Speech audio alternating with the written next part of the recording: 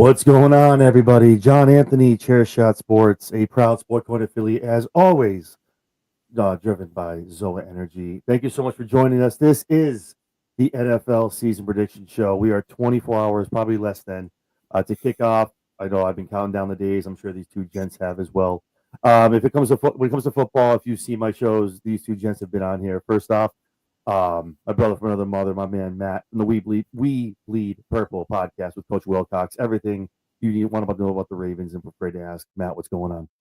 Hey, thanks for having me, John. It's good to be talking. I'm usually used to talking wrestling on the show with you, and, No. and we're talking a little bit of NFL. I'm looking forward to talking some football. It seems like training camp just started, and here we are, a day from kickoff. This season goes. This is the one sport. I know baseball is obviously a marathon, and obviously hockey. This is the one thing you sort of, yes, week one. Next thing you know, we're talking about like who's in the Super Bowl and what's going on. It goes by so fast. And obviously, last but certainly not least, my man Brian from the CheezeTalk Podcast. All things Wisconsin, especially the Packers. What's going on? How we doing, Brian? Doing good considering the good news we got this last week. See, I was sitting in the parking lot at Lambeau. I was sitting in the parking lot at Lambeau with, and we were sitting there before the last preseason game at Lambeau. It was Friday like afternoon, and they're shooting off fireworks, like getting the stadium ready for whatever for the game the next day. And I made a joke to a buddy there that they're getting ready. The fireworks ready for when they trade for Micah Parsons. All joking, of course, and lo and behold, here we are 2 weeks later, and we're getting we got Micah Parsons. So but thanks for having me on. I appreciate it. No, I appreciate both of you guys. I know we tried this last year. Things fell through. Obviously, I run a restaurant. You guys obviously have your own jobs, a lot of other stuff going on.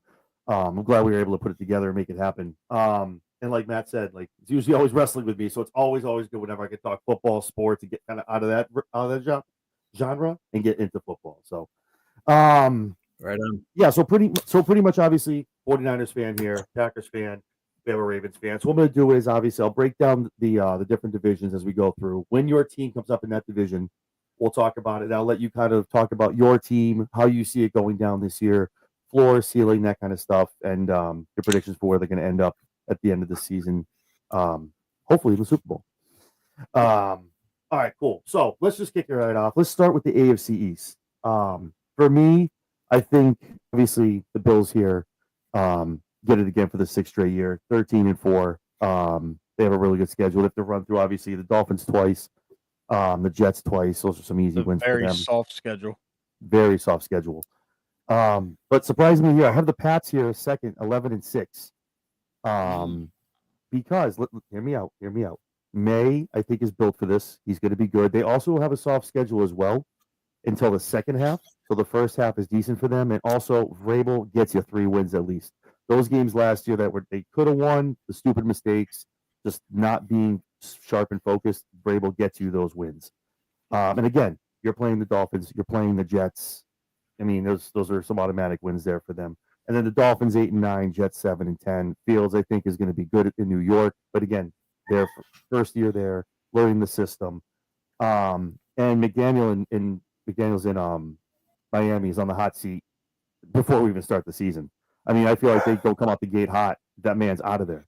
You don't see him past the mid part of the season. So that's a lofty jump for their record, though. I understand Vrabel adds a little bit to that, John, and I get that.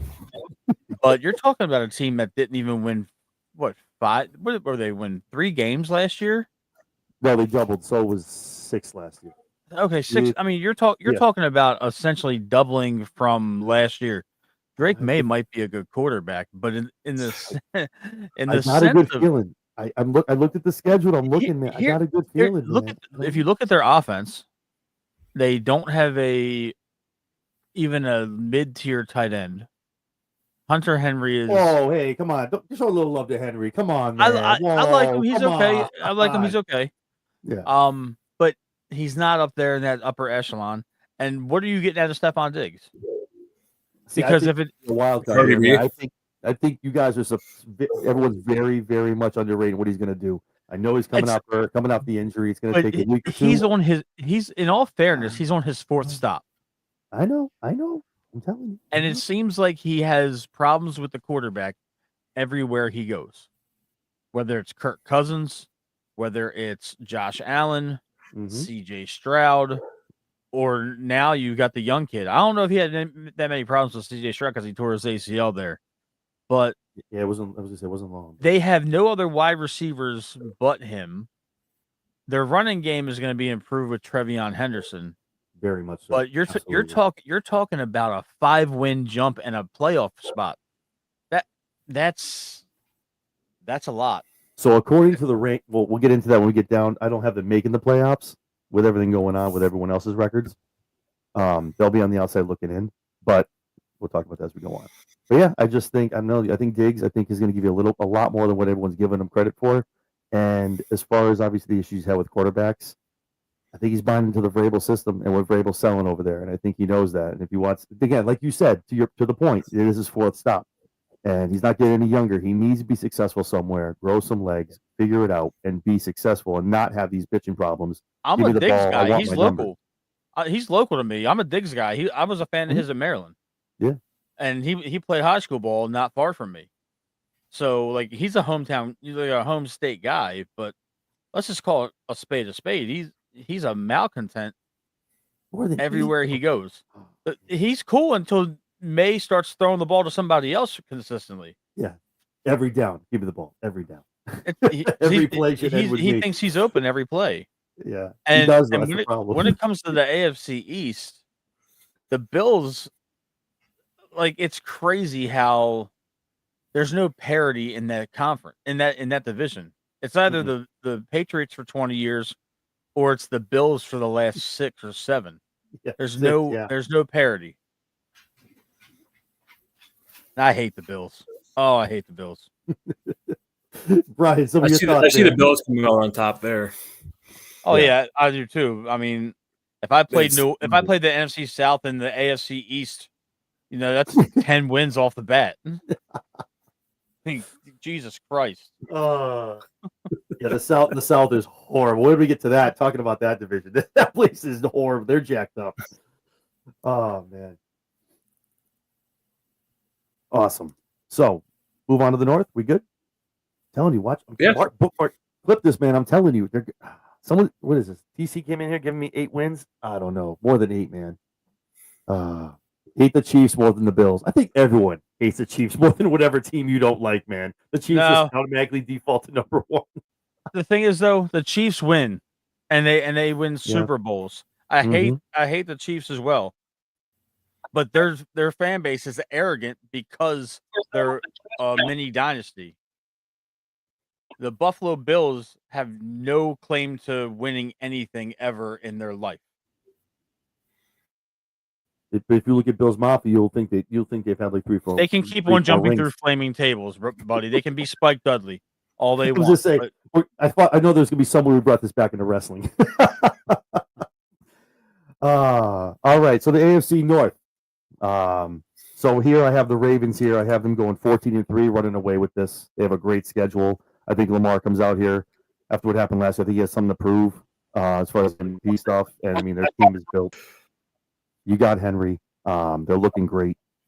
Steelers under there 12-5. Again, I'm giving Aaron Rodgers a little bit of leeway here. This is probably it for him. He does stay healthy. They have a decent team. 12-5. If he goes down, I think all bets are off with the team as far as a record of what happens with them. Bengals 10-7. Browns 4-13. And they're just bringing up the rear. Yeah, with that being said, Matt, I'll throw it to you. Obviously, I'll let you give your rankings where you think everything will fall, but then give us your thoughts as far as the Ravens and how you see everything falling this year as far as coming off of last year's championship loss and where you see them going this year. The last 2 years of being a Ravens fan has been the definition of having Stockholm syndrome. You sympathize with your abuser because there's no way anywhere, any shape or form that you win 26 regular season games and you have no championships to show for it. high mark, I see the Ravens being 14-3. I mean, I could even see 15-2. Low mark, I see us at 13-4. Like this, like I'm not trying to say it because it's my team, but if you look at this team on paper, the Ravens have 5 first-round draft picks in their secondary. Yep. They have an all-pro middle linebacker. They have an all-pro nose tackle, and they got Mike Green in the second round when he should have arguably been a top 15 pick, and he looks fantastic. You got Derrick Henry coming off a 1,900-yard season. Even if he regresses to 1,500 yards, that's still probably good for second in the league again behind Saquon. Lamar Jackson is going to be Lamar Jackson. I don't know if we see another 10-1 interception touchdown to interception ratio like we saw last year, because that's incredibly hard to do. As far as what falls behind them, I think Cincinnati wins 11 games this year. I don't think Pittsburgh touches double digits. I think that they're a 9-8 football team, maybe 8-9. This thing with Aaron Rodgers is going to blow up. It's not a matter of if, it's a matter of when. He has worn out his welcome everywhere. Yeah. And I'm not saying this because our man Brian's a Packers guy. He knows Aaron Rodgers better than anybody else on this show. I'm going to let Brian talk about it too. That's Brian's forte right there. But the outside looking in, they traded away George Pickens. Their offensive line is still a question mark. Everybody on that defense is a year older. They traded away Minka. They added Jalen Ramsey. So you traded one superstar for another, where really their better years are in the rearview mirror for both of them. Safety is a questionable spot for the Steelers, and they lost Najee Harris, and now you're relying on a 41, almost 42-year-old quarterback to get you through arguably the most physical division in football. And I say this, the AFC North and the NFC North are two of the toughest divisions to play in, because it is smash mouth no matter where you go. Then you play in the elements after November. Aaron Rodgers, he might not be cut out for that anymore. I'm not trying to be, a douchebag about it, but people are still thinking that he's Aaron Rodgers of the 2017, 2018 ilk, and he's now 5-6 years removed from being that kind of guy. Yeah. And when it comes to the Cleveland Browns, the fact that my man Joe Flacco was trotting out there as the week 1 starter is absolutely insane to me. Yeah. No Nick Chubb. Their wide receiver room is Jerry Jeudy and a bunch of nobodies. Yep. Their defense is still Myles Garrett and a bunch of mid-level, maybe slightly above average guys. Denzel Ward's pretty good, but I don't see them winning any more than 5 games. I know the Ravens are going to, barring anything catastrophic, the Ravens will run away with the AFC North again. Oh, they'll have that locked up by as early as you can have it. They'll have it locked up. Like it's going to be, yeah. That's like right. this might be like 2023-esque juggernaut where we're putting up 45-50 on a couple of people a couple of weeks in a row. Ooh, that would be interesting to see. What are your thoughts on Jair Alexander and what's going on with him? Well, Jair Alexander came back to practice today for the first time in 3 weeks, almost a month. He had his knee drained on August 9th, and he just came back today. That was a Lamar Jackson move, because Lamar politicked for him because they were best friends at Louisville. And I'm not expecting this signing to show dividend now. So if he misses games early, I'm okay with that. But I think this was for when you got to be loaded for the playoffs, when these teams are throwing the ball all over the field. And I think Jair's an upgrade over Brandon Stevens as our third cornerback. We got Chidobe Awuzie from the Cowboys and the Bengals. He's an upgrade over Dimeback from Jalen Davis, who we cut. But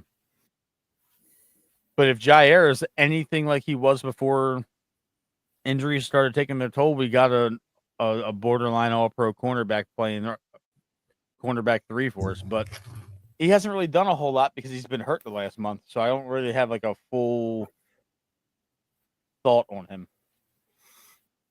Yeah, he'll come back, and I mean, for Green Bay, I just couldn't justify paying him the money for the amount of games he missed in the last 3 years for the Packers. It's just, it's like a lot of players that leave on those circumstances. Thank you for your time, but it's not going to work out.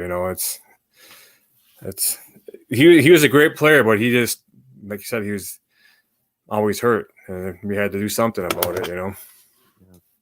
Yeah, if he's anything, close to what he was in his heyday, in his prime in Green Bay, I know he's still relatively young, but if he's locked down Jair, I'm happy because you got lockdown Jair, you got all pro Marlon Humphrey, and then you got Nate Wiggins, and then you got Malachi Starks and Kyle Hamilton running around. That's a you pretty much got to decide who you want to try to pick on because you can't really pick on anybody in the secondary.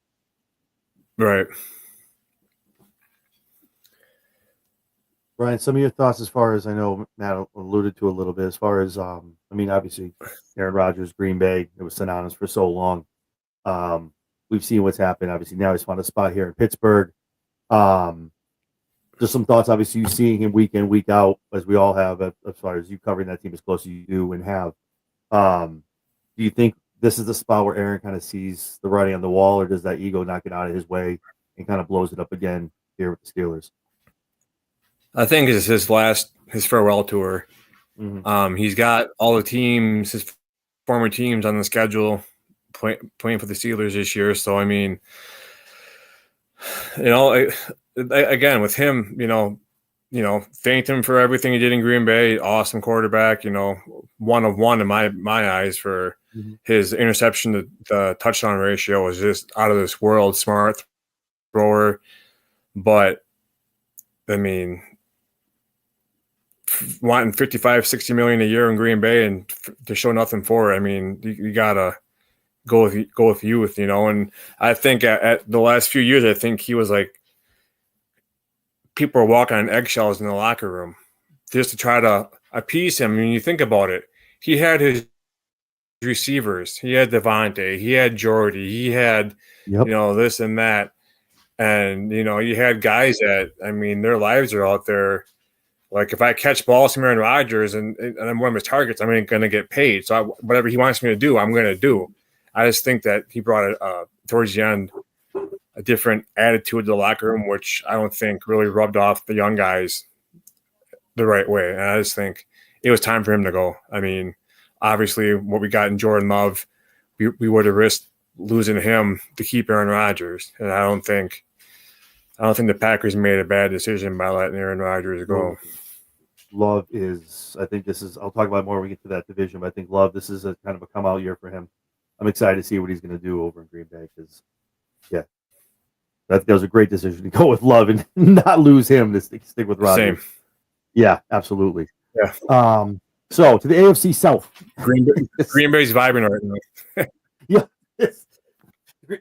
The South and the AFC and the NFC, man, I don't know what's going on, man, but it's a tough division. It's almost like one and then they both suck. It falls off a cliff. And even the one you pick, you're like, well, it could be a toss-up because they all got to play each other anyway. This one was weird to me. I mean, the Jags, I'm a Trevor Lawrence guy. I mean, I like what he does. I think he's been getting better as he goes on. Their OC there is almost I think he's been making strides as far as moving forward. The OC they also have moving in this year. He's supposed to be like a quarterback whisperer, kind of being a guy that can help elevate Lawrence. But I just don't think it's one of those things like they can't get out of their own way. Seeing some of the games last year, like, man, they're up by like X amount halftime. Boom, he hasn't been good since his sophomore year at Clemson. Come on. He's gotten better every year he's been in the NFL. It's definitely been better. The first year was trash. Trevor Lawrence, I think, would do better at being a Blossom. Remember the show Blossom with Joey Lawrence? Every time I see him, he reminds me of Blossom. Every single time. I can't help but not think of Blossom. That's good. Buddy, So I have the Texans 10-7 taking the division. Jags behind that 9-8. And again, those you can. The South is tough. You can flip those two, but I can tell you the Titans 6-11 and the Colts 4-15. The Colts just are, man. I don't know what the hell they have going on down there as far as even the quarterback room as well. It's just Daniel nuts. Jones is their starter. They named him a captain before they named him the starter. That's Yeah. wild. Wild business, man. What are we doing? You saw teammates, they were like, what? The dude hell that you- the Giants kept for Saquon is now starting in Indianapolis over the guy that they drafted number 5 overall 2 years ago. Wild business. I'm telling you. Oh, Jesus. That whole And the- family's drunk. The whole Ursay clan, they're drunk. Oh, Jesus. The Titans. There's still like a portion of my family that hates them. Ew, man. Just I'm carrying on family hate. the Titans, they haven't really been able to, ever since Henry left, and they're just I can't get past what. Anyway, I'll let you guys talk about it. But yeah, Texans taking the division, Jags taking up second place, and then the rest just falls off the cliff. Brian, your thoughts on the AFC South? Yeah, I mean the Texans. I mean, a couple years ago, they're one of the last teams standing in the AFC in the playoffs. And this sucks that a couple freak injuries to their receiver, Tank Dell, back-to-back years, where he got hurt. I mean, he was good young and up and coming. I thought star receiver. Colts. The Colts. Whenever I think of the Colts lately, I think back to the Green Bay game last year when Jordan Love was out and we had Malik Willis, who we had in the system for like 7 days, right? So Matt LaFleur trades, gets Malik Willis and not really known for his throwing attack or whatever. So it's like, yeah, the Colts knew we were going to run the ball. And we ran the ball for like 164 yards in the first quarter against the Colts when they knew all we were going to do was run the ball. That just right there, that's their franchise, that's their organization. That's, they're a laughing stock, I think. Jaguars, they always seem to find a way to mess up. Like Lawrence he just hasn't hit what I thought he'd be in the NFL. And I actually have the Titans. I have it going Houston, Titans, Jaguars, Colts. Ooh, okay. All right. So that's not bad. But you're not wrong about as far as the Jags, man. There's always that one team that's going to surprise people, and I think it's going to be in the crappier divisions. So yeah, and again, like I said, they're all playing each other down. They're already bouncing around each other. So you get some good wins, you can skyrocket yourself up to the top. So Titans aren't a bad pick. I like that. Matt, your thoughts aside from the Colts? What are your thoughts on the South and who's coming out winning down there? This is the Texans division. The Jacksonville Jaguars, I'll never root for them because they own AEW. I knew it. Because fuck them. If there's a con, I'm not doing it. No. Trevor Lawrence is like, he's making $50 million to suck. He's not a good quarterback. Nobody can prove to me that he is. He's got all the metrics and all the measurables in the world that you want. He's not a good quarterback. The Jacksonville Jaguars a couple years ago when they had Calvin Ridley and Gabe Davis and all these other guys that were down there playing wide receiver, you had a young Travis Etienne. You had all these. Yeah. You had Evan Ingram, and you couldn't win with that. And that defense was good. I remember they beat the hell out of us in London like a while ago, but they've always had a good defense. They're always young and fast, but I don't see the Jaguars even touching anywhere close to double-digit wins. The Titans with Cam Ward, that's going to be a work in progress, but it's definitely Houston. They're the most overall well-balanced team in that division, even though we beat them 31-2 last year. But I digress. Yeah. Humble brag. It's a humble brag. It's okay. Oh, that was on Christmas. That was the best Christmas night I've had in a long time. We wore them out, bro. They scored It a was bad. safety. No, that was a long game, bro. They scored a safety. They didn't even. I mean, and that's the game Lamar Jackson hit 23 miles an hour on that quarterback run, and he was jogging. By halftime, you're just in the locker room, like, strap in, kids. Like, it's going to be a long game. Christmas was fire last year, but anyway, I'm always going to tie it back to the Ravens if I can. I love it. Yeah, so it's the Texans, All right, let's see. Shout out to D'Amico Ryans. He's a hell of a coach, though. Nate, thanks for jumping in, man. The Bears aren't going anywhere with our division. We're going to talk about them in a couple of minutes when we get to the end. Their quarterback paints his nails. They're not. Listen. Don't get ahead of me. Don't read ahead in the book. Leave Caleb Williams alone. He's soft. He's mentally weak. He's a soft human being. Yeah, this past season we're gonna talk about it. But yeah, I was not a fan this past season. I was like, every time you don't cry in the stands for your mother after this cannot game. wait. Yo, he's so Love's just gonna dunk on him. It's gonna be double-digit wins, man. I can't like if like I know we're not. I know we're. Are we talking about the NFC North now? No, we're still the AFC West to talk about. Okay, because I was just letting Nate know we're going to talk about the Bears in a little bit. Oh, because if they would have drafted Marvin Harrison Jr. and kept Justin Fields, they'd be in a lot better position than they are right now. But they took. I was saying that last year. Yep. Fields did not. I was saying that all last year. You could have had DJ Moore and Marvin Harrison Jr. Justin Fields is going to go to Pittsburgh, and Fields is going to be good in Pittsburgh, and then the Bears are going to draft Williams. It's just they do it to themselves. Good for them. They're the off-season champs, and they shit the bed regular season. So I mean, they beat the Packers last year in a game where the Packers weren't even playing their starters. Cool, I was going to say, have fun. That's the moral victory Monday. We're like, I like her. Yeah, we got that one. Yeah. I like Cass. Cass is dying over here. Like, I like her. Cass always jumps in on our wrestling shows, and you can post all of her comments. It's okay. I'll star them so people can see them in the chat too. All right, so real quick, let's finish up the AFC West. This is going to be a little controversial. I'm sure to some people that are watching this, and I don't know how you two gents are going to feel about this. Just know. I think this is finally going to be the year. I think this is going to be where we finally see a crack. Finally see someone step up and say, we're done. Somebody needs to take over the reins of this division. And with Harbaugh at the helm, you have Jackson in your secondary.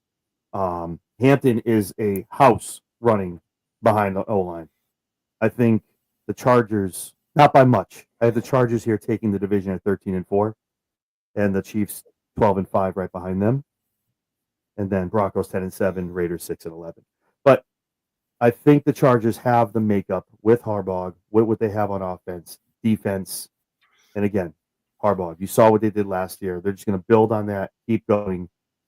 And I'm not saying anything's wrong with the Chiefs, but eventually all good things need to come to a little bit of an end.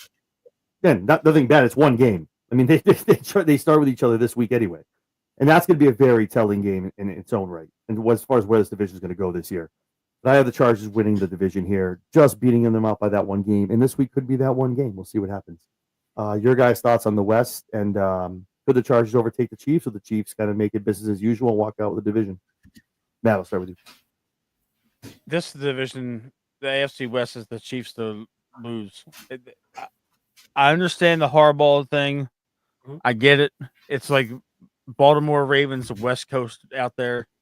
They took half our coaches. They took half of our players that were free agents. The brother that used to play quarterback for us is their coach. Yeah. I had a Jim Harbaugh jersey around my house somewhere many moves ago. Until somebody dethrones Patrick Mahomes, and I'm not just talking about the AFC West, I'm talking about the AFC period. that man is going to go to the playoffs until that man decides to go home. He's a winner. He wins when it matters. I hate the guy, but I respect him. He is the Tom Brady of my 30s, as opposed to the Tom Brady of my teenage years. I think LA wins 11. I think Kansas City wins. I do agree that I think Kansas City wins 12. I think that they eke by one game. I got the Raiders going 8-9 though. I don't think they're gonna. All right. Pete Carroll's gonna turn them around and right that ship. They got Janty. They still got Crosby on defense. They're a little young, but I think he's gonna get them to about just a under 500 record. Okay. The Broncos, I think, are going to take a little bit of a step back. I don't think the Broncos are going to win.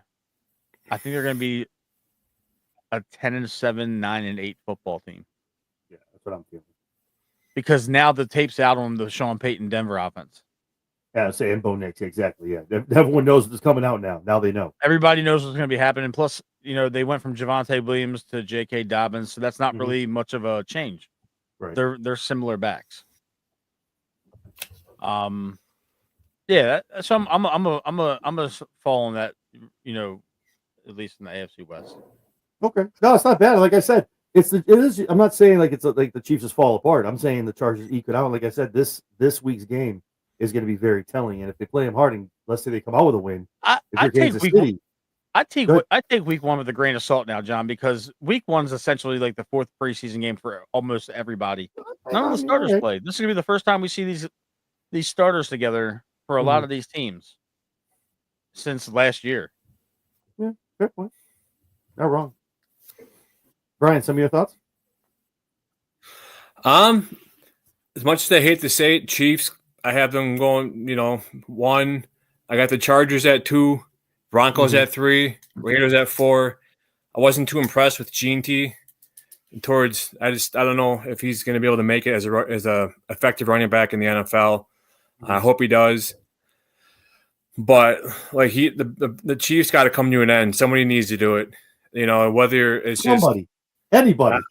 I'm sick of I'm sick of the Mahomes bullshit. I'm sick of his wife. I'm sick of Kelsey out there, doing what he does. Someone's got to take him over. Someone's got to RKO Andy Reid.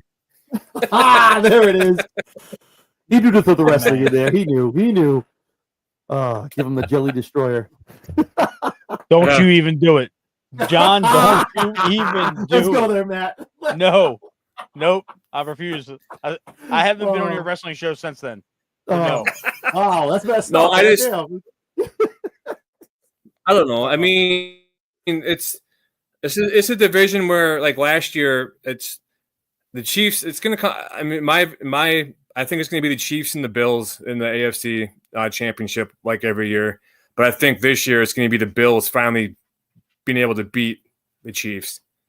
It must hopefully be the divisional round because they're going to be coming to Baltimore. boys, we're going to get there. Don't jump ahead. Don't read that. I'm sorry.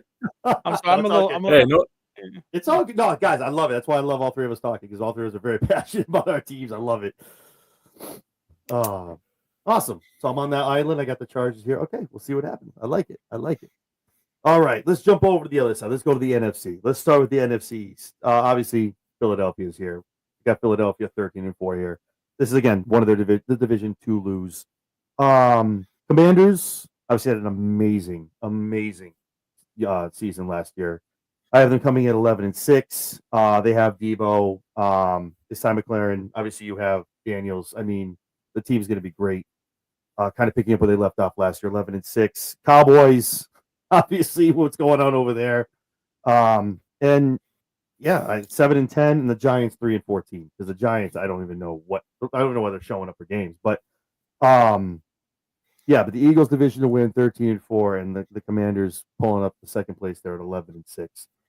Brian, I'll throw it back to you. Your thoughts on the division? The Eagles coming out on top. Yeah, I hate the Eagles with a passion. I got them going first. Commanders second. I got Cowboys third, Giants fourth. The Eagles, I don't know. They came after me last year after that comment, so I'll never ever like the Eagles. I had a comment last year when after the Packers and Eagles played in Brazil on that high low hit on Jordan Love. To this day, I still think that's a dirty play. And knowing the guy that was involved on the bottom from Georgia, he knew what he was doing. But anyways, I had like 2 million impressions and Philadelphia fans in my inbox and blowing me up and coming after me left and right, and it was pretty intense. But I mean, you can't. They're a good team, and they're gonna win the NFC East for sure. I think. Jaden Daniels, I love that last year that Hail Mary where that 29 for Chicago was horsing around towards the end of the game, and they threw that Hail Mary. And that's so Chicago. That's not. I mean, that's hilarious.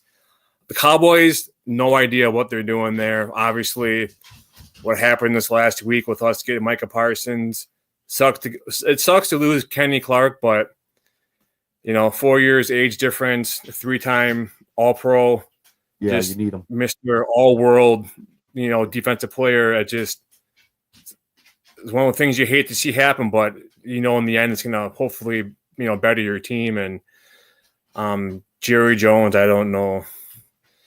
He shouldn't be in charge. But anyway, the Giants, I mean, you look at the last 2 years, last year and the year before, I mean, they fumbled Saquon Barkley and Xavier McKinney, and they both had all-world careers at their next team. It's just, I don't know how you let those players get away. So the Giants get what they deserve, and that's how I look at it. No, you're not wrong. It is what it is. Obviously, factual information. I was just saying, no lies detected on any of that. Factual information. Matt, your thoughts as far as the Eagles and the Commanders kind of pulling up the rear here? Do you think the Commanders make a run at the division? I do. I actually think the Commanders win the division. I like it. Let's go. Yes. Here's the thing that the Eagles went through that every Super Bowl winning team goes through. They get pillaged in the coaching department or in their role players and their key contributors. Of course, they kept their core, but that defensive line that they had that was just getting pressure with 4. I believe they lost 3 of them out of their top 7 in the rotation. I believe they lost 3 to free agency. Mm-hmm. Quite a bit. They've lost quite a bit, and on top of that, Jaden Daniels now has another weapon in Deebo Samuel. Even though Deebo reported to camp looking like a defensive tackle. No, I mean, I saw that. I'm local, so I saw it like when I was at work and I was watching PG County News. Deebo was looked like he was 260 reporting to camp. I don't know if it was his jersey or what, but I think they made a good trade, sending Brian Robinson to you guys out in San Francisco. Take him. Eckler's going to be good for them again this year. Terry McLaurin just got paid a lot of money. Yep.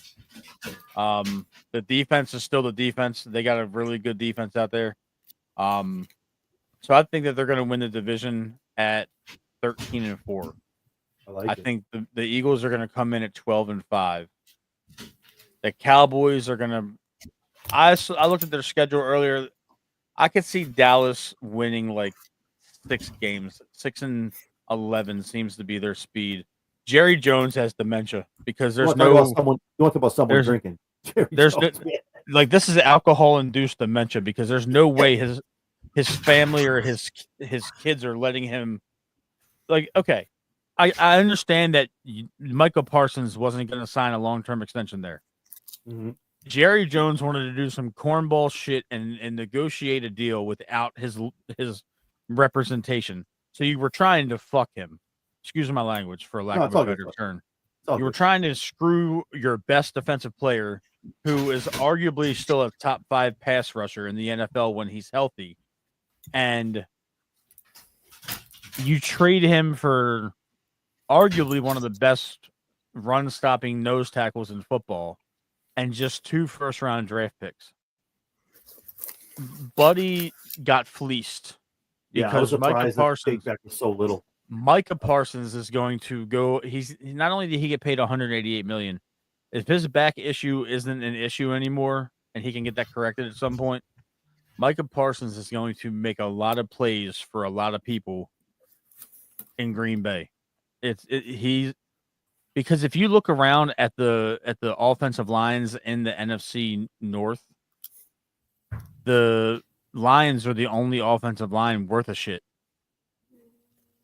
Collectively, I'm not talking about individual players. I'm just saying, like, I think that the Cowboys made a horrible trade, and the Giants deserve everything that ever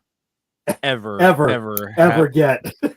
You know, and I say that because last season, shameless plug, I had the chance to interview Brandon Jacobs on the Giants and Ravens week. He's friends with Wilcox, so he came on our show. And Brandon Jacobs is like awesome, and both of his sons are like gargantuan human beings, and they play college football. It is insane. I think his one son's a tackle at Clemson. He's like 6'9". But yeah, the Giants don't deserve anything because they returned a kickoff touchdown 25 years ago and ruined us having a shutout in the Super Bowl. So, you know, it'll forever be, I hope Amani Toomer stubs his toe on every bed corner he ever walks by. That's how I feel about him. That's long-term storytelling, bro. I was 11. I was 11 that year. I'm almost 37 years old. I was 11. I don't care. They hate. What do you wish upon Plexico Burris in the nightclub? Hey. He was a lawbreaker and an idiot. Oh, jeez.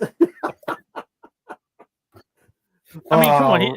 He pulled a cheddar bob from 8 Mile. He shot himself. I mean, come on, man.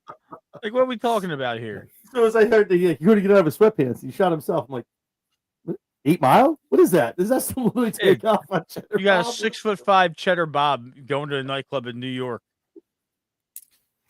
Fucking gun and shot himself like a dickhead. Keep the safety. Keep the safety on, bro. Jesus. Oh man. It's always F the Giants. I agree with that whole 125% at all times. So over the NFC North. Green Bay, again, I said it before. Obviously, I'm not gonna take anything away from Brian. Let him talk about it. That's obviously his bread and butter. But Green Bay, I think Love is in for a great year. I think we're going to see some great growth and a great season out of this young man. So Green Bay, I have taken the division at 12-5. The Bears 11-6, Lions 10-7, and the Vikings 9-8. JJ McCarthy still getting the growing pains. First year getting out there, obviously with his injury last year. I think they make it over 500. They get the 9-8. You think the whole division is over 500?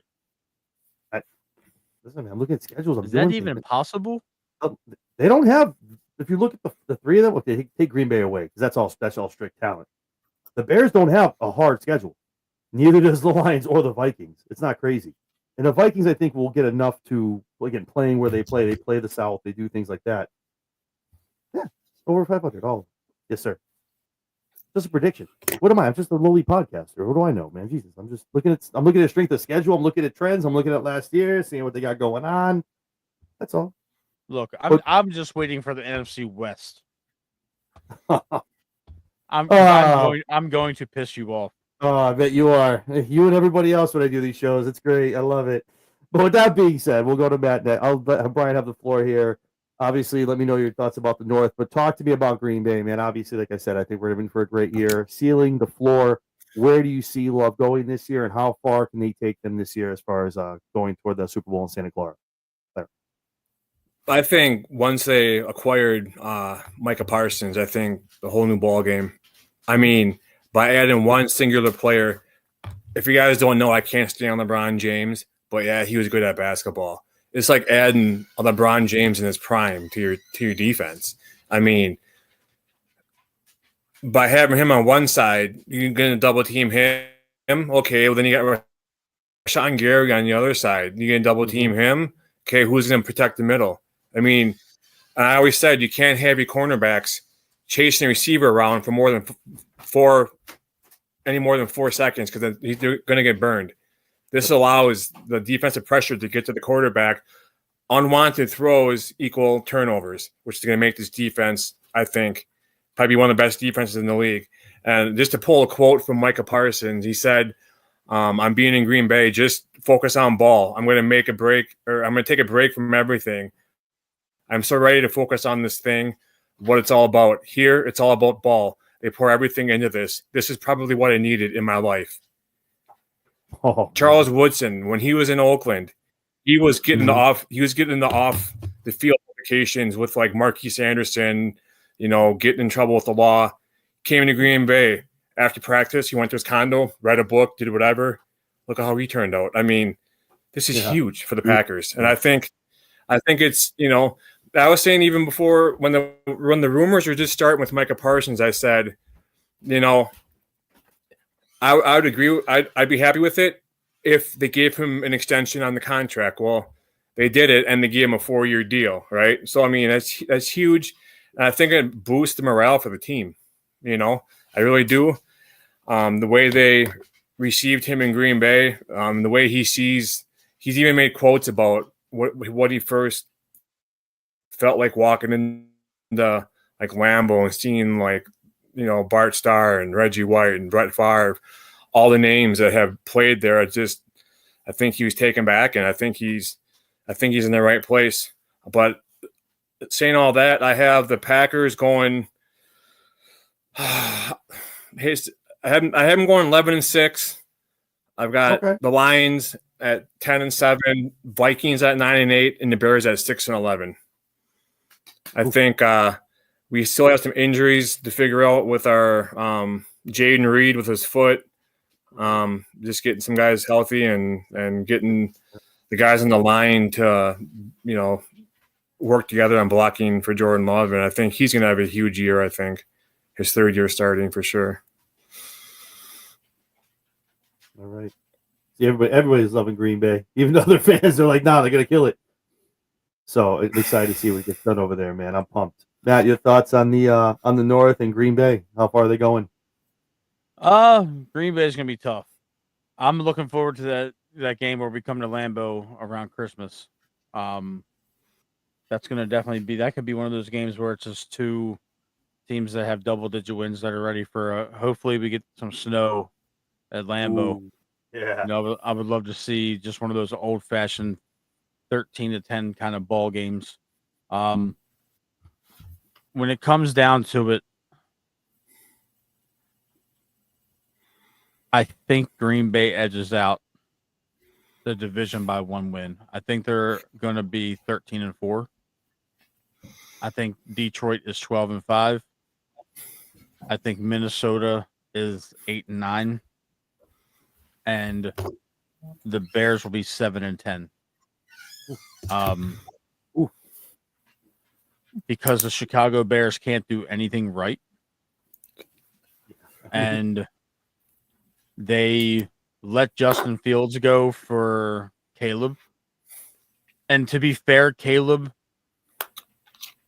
is not what everybody thinks he is. The fact that you had to go get Ben Johnson to fix this kid, I mean, he hasn't been a winner at any level. And they have good wide receivers. Odunze's pretty good. He's going to be pretty good this year. DJ Moore, Maryland guy, always going to root for him. I'm not a Packers supporter per se, but one of my favorite wide receivers from my childhood was a Packer, and he went to high school like 6 minutes down the street from me, Antonio Freeman. Forever a Baltimore legend in high school football. And I know he won a Super Bowl with you guys when I was like 4 years old. I was like 5 or something like that when you guys, I think it was when you beat Denver. That was Super Bowl 30, right? Yeah. Yeah. So, but you guys, I mean, Green Bay's got good players all over the defense at every level. I think that kid Wyatt's going to take a leap this year. He has no choice because Kenny Clark's gone. But now you got Micah and Rashawn Gary, bookend edge rushers. You got the kid Cooper that can play linebacker pretty well. Hobbs is a decent cornerback. And then Xavier McKinney on the back end. And the other kid, Bullard, they got next to him, he's pretty good from what I saw relatively like few games that we got over here in Maryland from the Packers last year. But I think it's the Green Bay Packers division to win, and it's gonna be a dogfight with Detroit. But I think Detroit isn't going to be as good as people think they're going to be this year. All right. Awesome. I like it. I think we're all in agreement. Green Bay is going to have, a great season. The division is definitely theirs to win. Jumping into the NFC South, not really much to talk about. Christ, can we skip this? I wish we can make it quick. Can we just pick? Can we pick? Because it's like the Little Sisters of the Poor. They should have sanctioned that division to college football.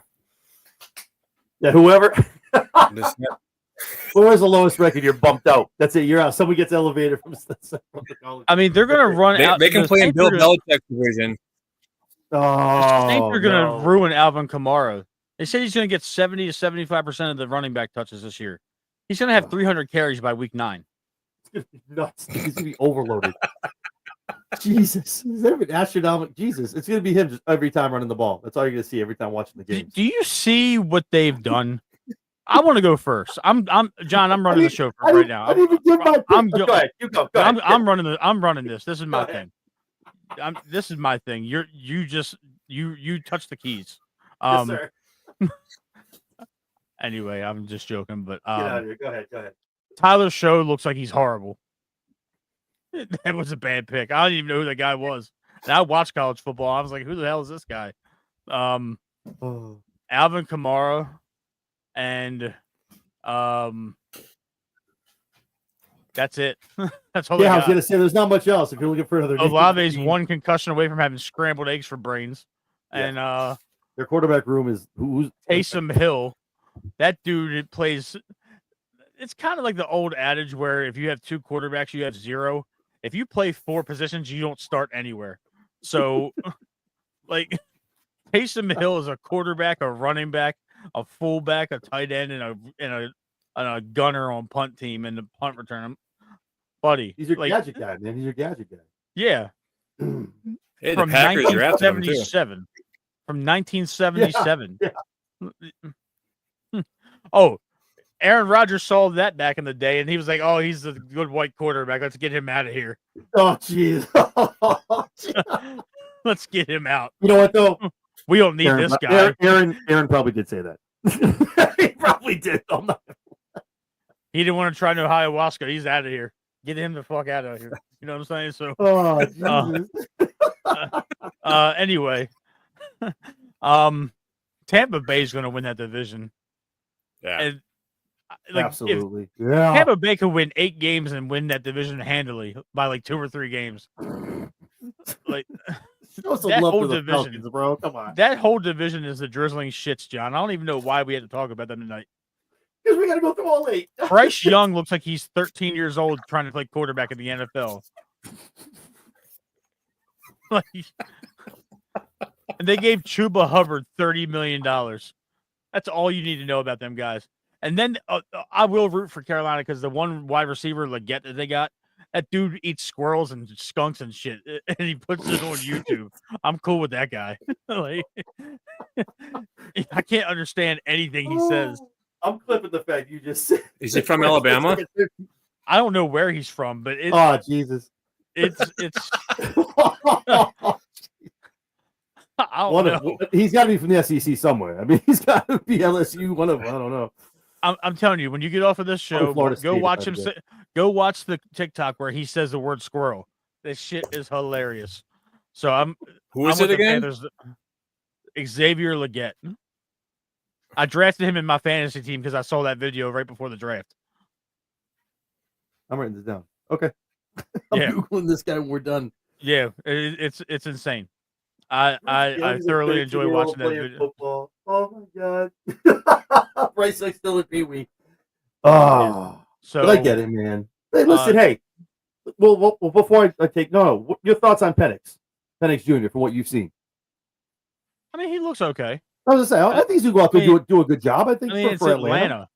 This is the team. He's got a great running game too. I mean, if he can figure it out, they can win some games. Arthur Blank put Chick-fil-A in his dome and won't open it on Sundays.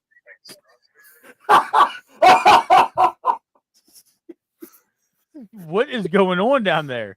So they open Chick-fil-A for their Atlanta Falcons fans one Thursday a year, and if they're at home, come on, what are we talking about here? People banging on the doors. I talked to everybody. I talked about it. Yeah, give me Baker, gunslinging young Brett Favre, Baker Mayfield. Baker was my dark horse last year for MVP. Man, his stats were disgusting last year. Going into the last like 2-3 weeks, man. I'm just so happy Baker Mayfield's playing good football in Tampa Bay and not in Cleveland, because Cleveland's the factory of sadness, and then not far behind him is the Dallas Cowboys, talking about their 5 championship rings from 37 years ago. Listen, I tell everybody, it's not a logo, it's a rating. Listen, just remember that when you see that star, baby, that's a rating. Just so y'all know. Hey, I work with Dallas Cowboys fans, and every time football season starts, I remind them that we shut down the old Texas Stadium. We had 160 rushing yards on 2 rushes to close out old Cowboys Stadium. And I'll let them know that's disgusting. The Packers have more wins in Jerry World than against they haven't lost a game in Jerry World to the Cowboys. That's amazing. We sent Dallas home. We sent Dallas home twice in the past 3 years. You know what's crazy about the Micah Parsons thing too is they had that interview with Jerry Jones like a week or so ago and saying that loss in the playoffs to the Packers was one of the worst losses he's ever been a part of. And then you go and you trade Micah Parsons a week later. I mean, you did business with the devil. Yeah. Yeah, I mean, I can't. But I'm in the same camp as that Bucks. I had the Bucks at 12-5. I mean, again, they play those other 3 teams. Like they're gonna rack up some wins. And again, Baker, I think, is just gonna keep going what he did last year, playing amazing ball. Guns again. That's why I love him too. Gunslinging it, just does not give a hell. Just does whatever he needs to do, throws down it, but he makes it work. And he reminds me a lot about Brett Favre. I just hope he never robs a state government of millions of dollars from poor people. Yeah, be smart. Don't steal money, but definitely go out there and be some Brett Favre-ish kind of season. That man funneled millions of dollars to his daughter's volleyball program that was supposed to go to the poor of Mississippi. Thanks, Brett. Appreciate you, man. Love it. Brian, real quick, man, your thoughts on the South? I'm sorry, Brian. No, it's fine. I just wanted to be I watched that Netflix documentary, and that man has no shame. Does not care. Zero shame. Nope, does not care. NFC South, I had Buccaneers winning it.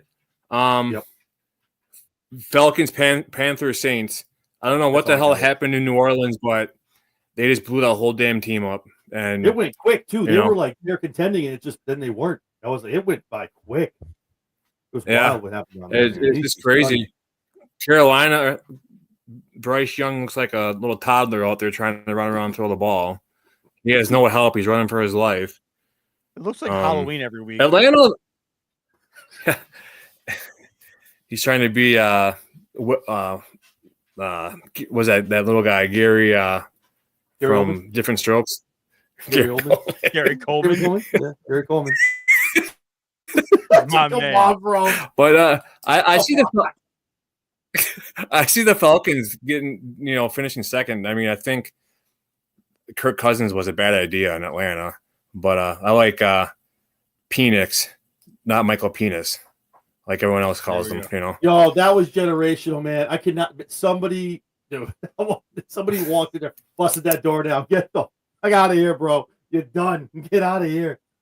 Oh shit, Yeah. that was wild to see that on TV. Yeah, I have them at 8 and 9 too. I think, like I said, Penix I think gets a little bit. I done love for him. Kirk Cousins though. It's good. He's good until he's not, and then it's Yeah. just okay. Yep. Thanks for coming. I'm gonna say this freely because all three of us are gonna know exactly what I'm talking about. He is every stereotype we get made fun of, and it's like a walking shit show, and it's hilarious. Yeah. Everything that any other nationality can say about white folks is Kirk Cousins. He's that guy. He is. The He's terrible dancing, wearing the chains, and Jay Cutler's not far behind. Oh, Cutler! Don't even get me started, dude. I always said the Packers got to retire Cutler's number in the Ring of Honor because he helped Green Bay out so much.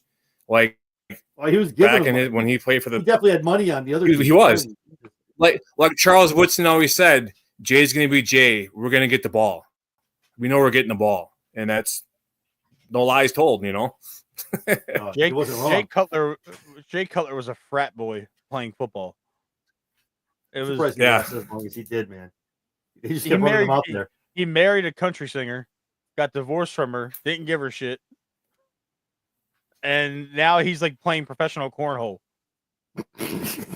Yeah, on the Ocho on ESPN.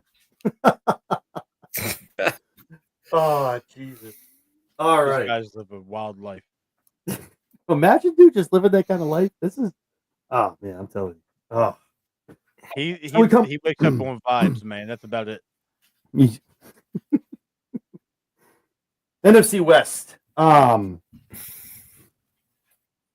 know if I should let Matt go first, or if I should rebuttal what you're gonna say. I don't know what I want to do. I think I want to rebuttal what you're gonna say. I don't know. That's fine. You're gonna be wrong, but it's okay. Oh Jesus! Oh wow! I can't wait to see you have. That's not okay. You know what? All right. Obviously, right now the logo for San Francisco is a handicap sign. It's ridiculous. Everybody, everyone, their brother is out. It's rookies. It's Jennings. It's horrible. It reminds me of one of those signs where you're in like that alternative school and you go to the zoo for a field trip and they're all 19 in the 7th grade. Yeah, no, it's bad. It's horrible. Every week I open like X. I look at those pages. So I'm looking YouTube. Somebody else is hurt. Somebody else is hurt. I'm like, every damn week. But I still got him going 12-5 this year though. I'm sorry. Oh, come on! You know I'm gonna homer out to him. Come on. I mean, I was at least expecting some kind of reality. Hey man, listen. Yeah, but Ayuk's only gone 4 or 5 weeks. He's gonna come back. We'll get in. We'll talk about. Let me just talk about the division. We'll get into the individuals. Okay. Cardinals 10-7, Rams 9-8, Seahawks 7-10.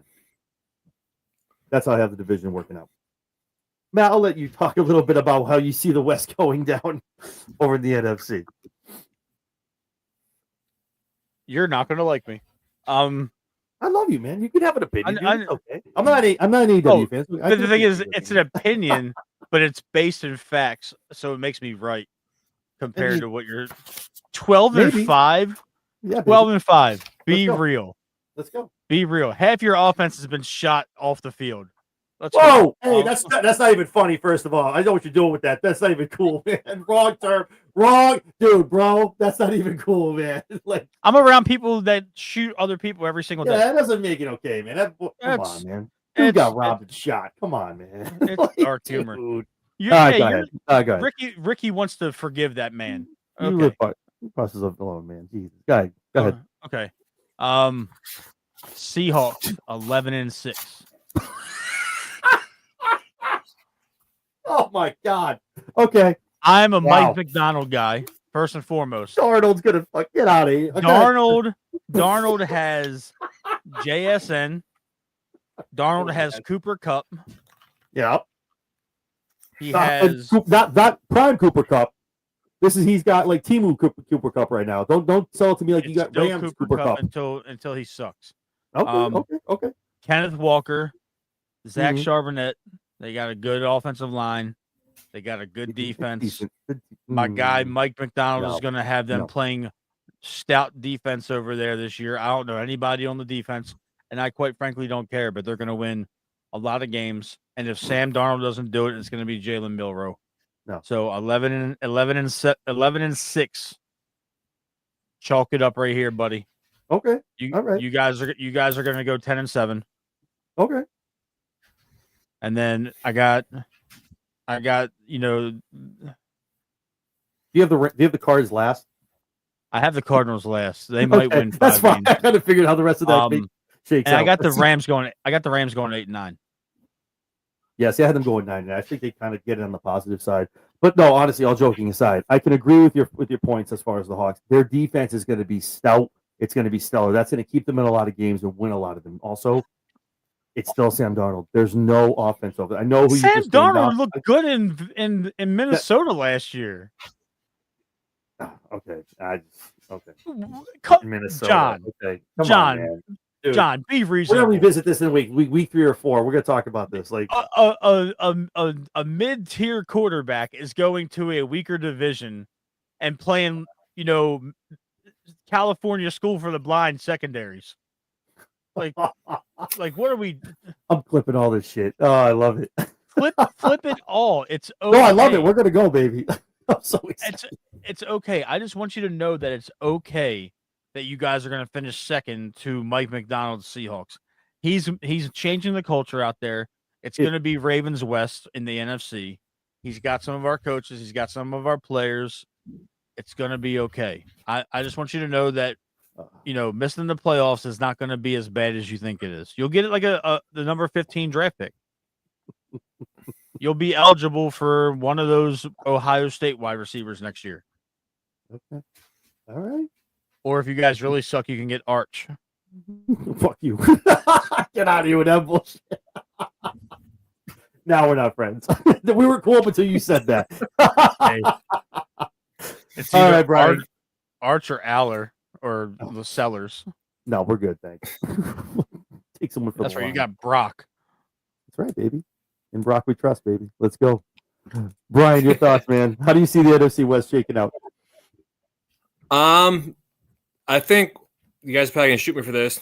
No pun intended. But shooting. You guys are unbelievable, man. No. Ricky alone, bro. It's not even about Ricky. I think the Rams are gonna finish. If you have a healthy Stafford and you have Devontae running clean routes and you just form that bonded, I think the Rams they have a chance. Then I have the Seahawks at 2, Niners at 3, Cardinals at 4. As long as the Cardinals are always at 4, not above us, I'm cool with it. If There's just too much going on in San Francisco to have any faith in them right now. There's too much going on with like health and everything in San Francisco. I mean, they got rid of like all their good, like really good players. I mean, it's Marvin Harrison Jr. asked for a trade by midseason. Oh, you give it till midseason? Ooh. Midseason. I'm waiting for the if not tweets next week offseason. I'm waiting for week 4. Those tweets to start coming out on Insta and doing like the emojis and doing stupid shit. Kyler Murray is Johnny Manziel without addiction. You want to talk about a 10-year-old out there and look at you serious? You see this man behind the line? He drops back 25 yards just to see the damn downside of the field. What are we doing? Because he's 5'8". I know, that's what I'm saying. He comes back, he's already in deficit, already back. Like he needs the bootleg to see people. No, and I've seen Matthew Stafford enough when he played for the Lions to know that he's a good quarterback when he's healthy and he gets time to throw. So I'm not gonna throw shade at him at all. He's a good quarterback. He's better than Darnold. I'll say that much. Yeah. Connor, I think, is gonna have a good year in Arizona, though. I'll tell you that much. But aside from whatever Kyler does, whatever Arizona does, I think James has a great, pretty good year down there. So, yeah. All right, cool, man. I like it. Did you guys break down playoffs and stuff like that? Like, so went through and went all the seedings and everything, how I picked them up and everything. So in the AFC, Chargers and Broncos, Bills and Steelers, Jags and Chiefs. I have the Chargers, Bills, and Chiefs all advancing. Your AFC division is Chargers and Bills. Obviously, I'm sorry, Eagles and Ravens have the number 1 seed, obviously, in the AFC and NFC, respectively, as far as the standings I had. AFC division, Chargers and Bills. Chargers move forward. Chiefs and Ravens. This is the year I feel like I said, the Chiefs kind of are not doing what they are hitting on all cylinders, 100%. The Ravens win here. It's Ravens and Chargers in the AFC Championship. and I have the Ravens moving into the Super Bowl. Before we go to the NFC, I'll let you gents talk about the AFC as far as the playoffs and who you have coming out going into going over to Santa Clara. Matt, I'll start with you. Honestly, I like the layout of your picks because I didn't write shit down this whole entire show. It's okay. No, it's okay. I did it according to all the standings. I could definitely see 3 teams from the AFC West making it in before I can see 3 teams from the AFC North. I don't think the Steelers or the Browns have the kind of firepower to get in. I see us. I hate it. I don't want the Ravens. I'm going to sound crazy. I don't want the Ravens to have home field advantage. No, I get that. Not crazy. I get it. I want Lamar to slay every dragon that stood in front of him the last 8 years. I want him to walk into Arrowhead, and I want him to beat Mahomes in January. Yep. I want him to walk into Buffalo in their last home playoff game before they go to their new stadium, and I want to see him beat that touchdown merchant, no good bastard that won MVP last year, Josh Allen, because Lamar did nothing to lose that game last year. Josh Allen's a touchdown merchant. He got a DEI MVP award last year. Whoa! You can't tell me that Lamar Jackson wins first team All-Pro and doesn't win MVP. If anybody wins MVP, it should have been Saquon Barkley. The dude had the best year for a running back in the last 20 years. All right, I can't get mad about that. All right. And he won the Super Bowl. But you're going to tell me that Josh Allen, who, if he wasn't such a self-righteous piece of trash, James Cook would have broke LaDainian Tomlinson's touchdown record last year. It would have happened. But I get it. He's 6'4" and he's 250 pounds. He's Tim Tebow with accuracy. That's who he is. That's who he is, and that's who he's always going to be. 3 years ago, I'm getting on my high horse for a second. 3 years ago. Do it. Get it, baby. Before they traded for Cole Beasley and Stephon Diggs, they were talking about this dude being a bust. And then you go out and get him elite pass catching guys and Emmanuel Sanders and all these other guys or whoever. And you get them all these pass catching guys. And then all of a sudden, Tom Brady leaves New England and he's the guy. No, dude, he doesn't do this shit with 15 other football teams. Their coach sucks. They suck. And Jerry Coleman, who is in our media, is absolutely right. It's a city of losers. They lost 4 straight Super Bowls. They lost 4 straight. I don't care if there's a Bills fan watching. I will argue with the way that Eagles fans were on Brian last year. I've been ruffling the feathers of Bills fans for a week already, and I've gotten threats already. I've been called every fat name you can think of. But they went there right. with it. Come on, man. Don't go there. I don't care. One of them told me I had Down syndrome. I don't even care. Shut up. No, I got the screenshot. I'll send it to you. No, but he asked me, he said my caretaker was going to make me grilled cheese. I love grilled cheese, so it wasn't even an insult. So, anyway, I want to go into Buffalo and beat the shit out of them in January. If we do it on Sunday night, that's cool. Week 1, we get a win. But I want to see Josh Allen never win a Super Bowl. It's almost as much as I want to see Joe Burrow never get back to a Super Bowl. I'd rather Patrick Mahomes win 5 more before I see Josh Allen or Joe Burrow win 1. I hate them. That Joe Burrow is so pretentious. The whole Netflix thing made him even more unlikable. He bought a Batmobile. He's an idiot. You know, you can't drive. Everyone wants those. to spend their money on cool shit. You know what? He dresses like a weirdo. It's okay. I don't care. You can clip all this shit. Tag me. I'll defend it, John. But anyway, the Ravens are going to the Super Bowl. Macaulay Culkin, Joe Burrow. Yeah, hey. I like him. Hey, let's have him on every show from now on. Let's go. Hey, I'm down. Let's do it, guys. We can figure this out. We'll talk after. I'm here for it. All right, Brian. Who do you see coming out of the AFC heading over to California this year? I just have like I have the Ravens and the Bills in the championship game. Mm-hmm. I did. Oh, don't do it. Oh, Jesus.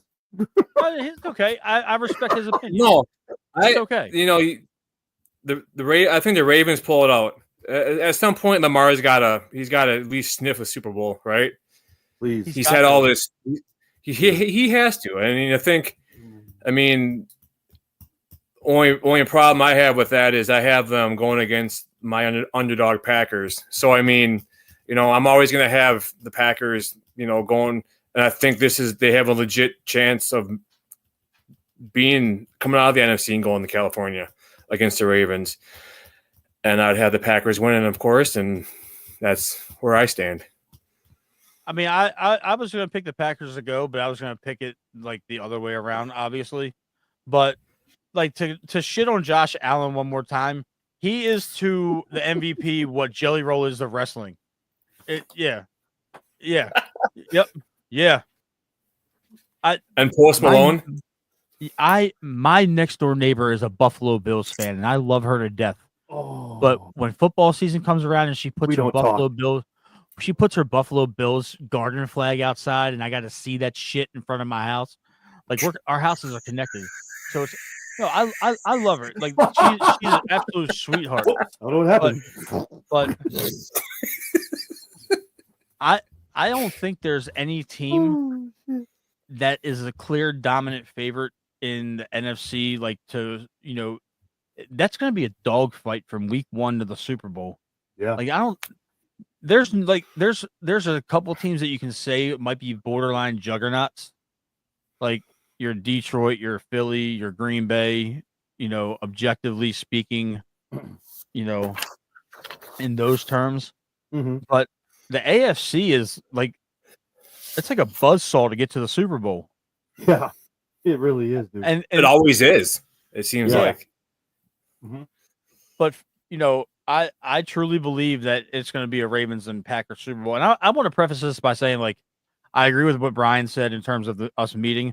And it's not because we're doing this show together. I thought the Packers were going to pretty much get there, especially after the Micah trade. I'm like, okay, you can go find a defensive tackle to do a little bit of what Kenny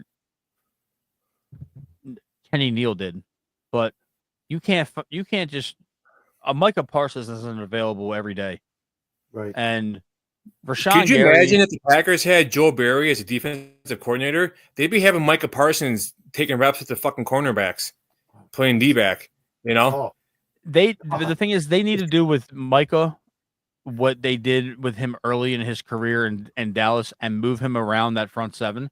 And he's gonna be a menace wherever he plays. I mean, if you guys don't mind, I have the depth chart. I mean, it's just you got Rashawn Gary, Devontae Wyatt, Colby Wooden's coming into his own, Micah Parsons, Isaiah McDuffie's a sure tackler.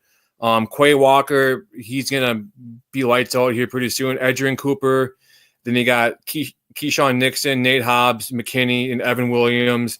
Then you have rotational at defensive end. You got Lucas Van Ness, he's 6'5", 275. He's a monster. Breton Jr., Carl Brooks, Warren Brinson. I mean, these guys, you got Nazir Stackhouse, Kingsley Anagabar, Baron Sorrell, Tyron Hopper. I mean, they have guys that they can rotate in.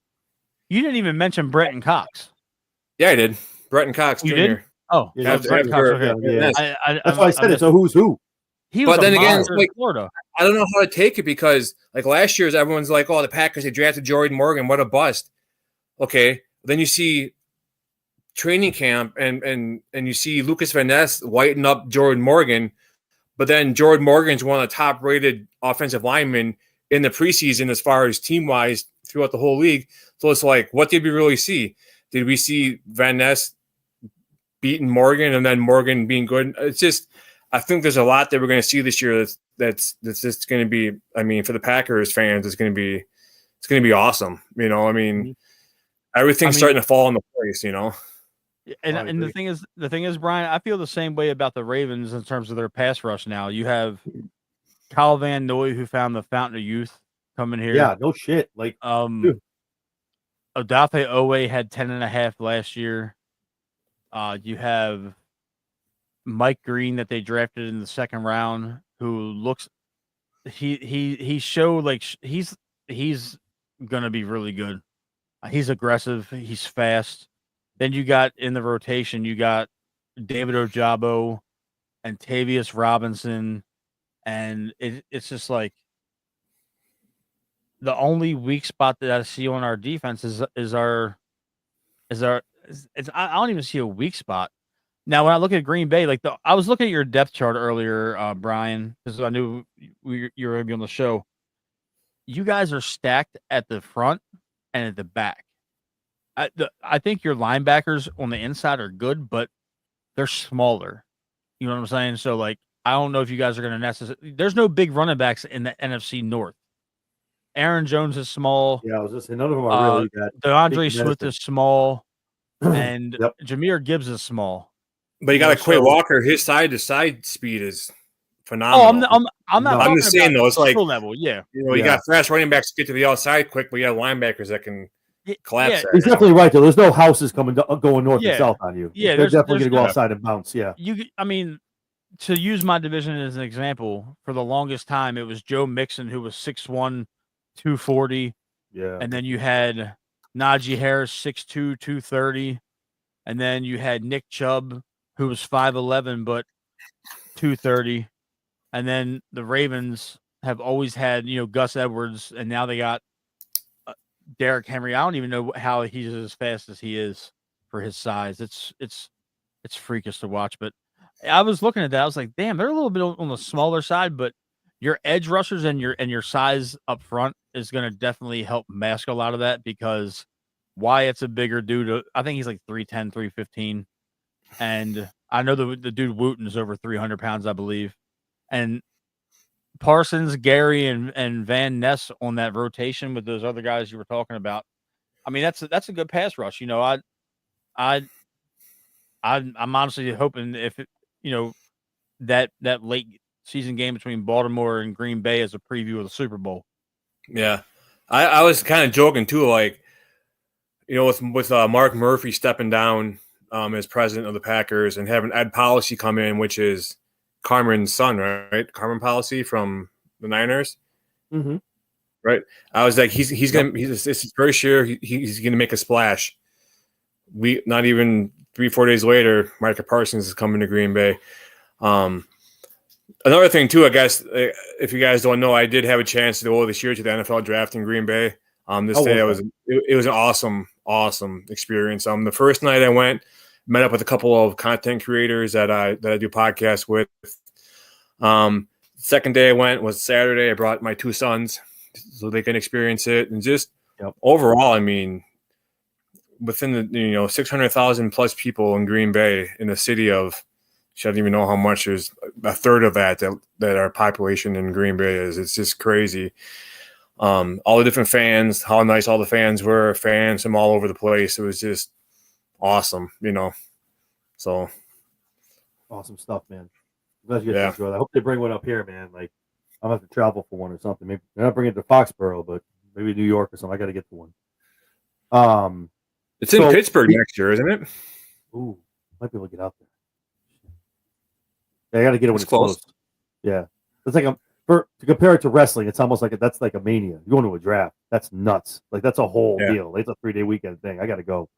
There's a lady next to me, and sorry to cut in. No, please go. So I have some medical device implants in me. So I went off at the detectors for whatever, and I have a card saying whatever I have this inside me, and I'm just gonna set stuff off. But as I'm getting patted down by the sheriff, I'm looking over, and this lady next to me has she has like 6 or 7 like Red Bulls that they're taking out of her, and she has like all these snacks she's bringing in just to get.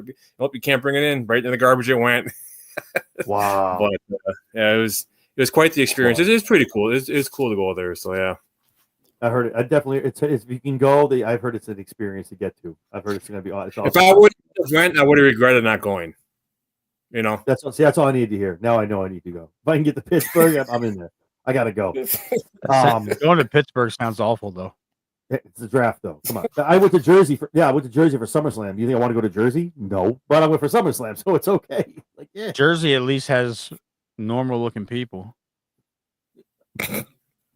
We'll talk off air. That's. Well, I have No all disrespect to anyone in Jersey, but whoa. That was, Hey, Pittsburgh is the only team in the NFL that doesn't have cheerleaders. you know, I keep forgetting that. They can't find 20 women with a full set of teeth. So the NFC. I'm going to talk about the NFC real quick. It's just going to who's going to be making it on the NFC side. So I have the Ravens coming out of the AFC. Again, according to the standings that I just gave, that we just talked about the hour before, Niners and Bears. I have Niners walking away. Bucks and Cards. The Bucks walk away. Packers and Commanders. The Packers walk out. Divisionally wise, it's Niners and Packers. Jordan Love gets his win, goes into the championship game. Bucks and Eagles. Eagles get that win, and Packers upset. Packers walk into the Super Bowl. Packers and Ravens. For me, and I'm not just saying it because you're on the show, Matt. I love Jordan Love. I'm saying I love me some Jordan Love. I love Love. I guess what I've got to say because it makes sense with his last name. I think Lamar last year, to your point, I think last year with the MVP, I think he has a lot to prove. He's going to do it in the regular season. I think he's going to do it in the postseason, regardless of walking through, killing demons and dragons. Whatever he does, I think he walks into Levi Stadium next February, and that man hoists a Lombardi and probably takes home the MVP as well in the Super Bowl. Nothing against the Packers, man. Again, it's going to be a hell of a game. But here's the thing, I appreciate the pick. Honestly, I got the Ravens. Here's the thing. I'm objective when it comes to Lamar. I had to do a whole lot of crow eating and a lot of apologizing to our fan base that listened to our show because a couple of years ago, before Lamar got that extension, I was so over the drama and the antics and the requesting a trade. I was like mentally I had checked out and moved on from Lamar being our quarterback for the next 10 years. But I'm thankful that he's still here. We've won almost 80% of our regular season games with him starting as our quarterback. Mm-hmm. But 2023 was arguably our best roster we ever assembled. Top to bottom, depth, perfect mix of vets and young guys. And then we go all out. Kansas City comes into our house and beats us. Mm-hmm. Then last year, Buffalo happens. And I'm not putting all those on Lamar. Some losses in the postseason I do. I'm not putting those necessarily on Lamar.